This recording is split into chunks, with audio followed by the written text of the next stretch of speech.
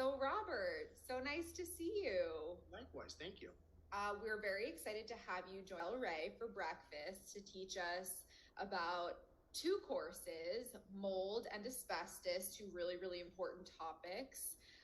So we have the whole truth and nothing but the truth about asbestos. And then we have what a CAM must know about mold. So can you give us a little bit of insight into what people will learn about in those courses? Sure, absolutely. Mold is something that we hear about quite often. The dangers of it, where it can be found, but unfortunately, people don't hear a lot about asbestos. So we thought it was prudent to incorporate those two elements and to educate people on the two distinctive differences between the industries. And we found that there's truly a hunger and a thirst for knowledge to know about these things. As we've had some catastrophic events that happened, and buildings that have collapsed. Asbestos is definitely on the forefront of facilities, and we thought it would be important to let people know as much as they could about it and to not be afraid of it, to respect it.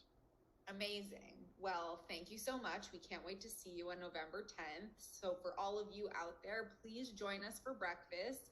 Robert will be teaching these two courses and really digging deep, answering the questions you might have. And so we hope to see you all there.